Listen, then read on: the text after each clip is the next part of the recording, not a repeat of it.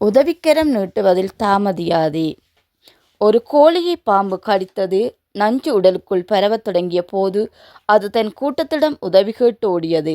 ஆனால் மற்ற கோழிகள் நஞ்சு நம்மிடமும் பரவிவிடும் என்ற பயத்தில் அதை தள்ளிவிட்டனர். காயமுற்ற அந்த கோழி தடுமாறி நடந்தது. ஒரு காலை இழுத்து கொண்டே, வலியால் அல்ல, ஆனால் தன் சகோதரிகள் தன்னை விட்டு விலகியதற்கான வேதனையால் அழுது கொண்டே தூரம் சென்று குளிரால் நடுங்கியபடி ஒவ்வொரு அடியிலும் ஒரு கண்ணீர் துளி வழிந்தது. கூட்டம் அங்கேயே நின்று அது தூரத்தில் மறைந்து போகும் வரை பார்த்தனர். பின்னர் சிலர் சொன்னார்கள், அதை விடுங்கள், அது நம்மிடமிருந்து தூரத்தில் செத்து போய்விடும். சிறிது காலத்துக்கு பிறகு ஒரு சிறு பறவை செய்தி கொண்டு வந்தது.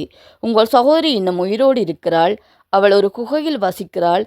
குணமடைந்து விட்டாள். ஆனால் ஒரு காலை இழந்து விட்டாள். உணவு தேடி தவிக்கிறாள். உங்களின் உதவி அவளுக்கு தேவை. ஆனால் பதில்கள் எல்லாம் காரணங்களே. நான் முட்டையிட வேண்டியிருக்கிறது. நான் சோளம் தேடிக்கொண்டிருக்கிறேன். நான் என் குஞ்சுகளை கவனிக்க வேண்டும். எவரும் செல்லவில்லை. மீண்டும் பறவை வந்து துயரச் செய்தி சொன்னது. உங்கள் சகோதரி குகையில் தனியாக இறந்து விட்டாள். அவளை அடக்கம் செய்ய யாரும் இல்லை.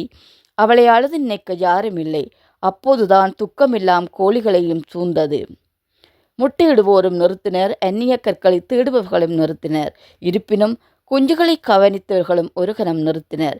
ஏனெனில் நஞ்சை விடக் கொடியது மனக்குறை, பாவச்சுமை.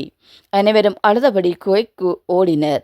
ஆனால் அது தாமதமாகிவிட்டது. அவர்கள் கண்டது ஒரு குறிப்பு மட்டும். வாழ்க்கையில் உயிரோடு இருக்கும்போது யாரும் உதவ மாட்டார்கள். ஆனால் நீ இறந்த பின் உன்னை அடக்கம் செய்ய நீண்ட பாதையாக கூட இருந்தாலும் வந்து சேருவார்கள்.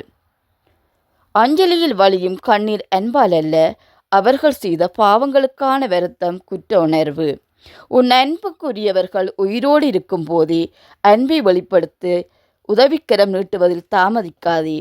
இல்லையெனில் ஒரு நாள் அது தாமதமாகிவிடும்.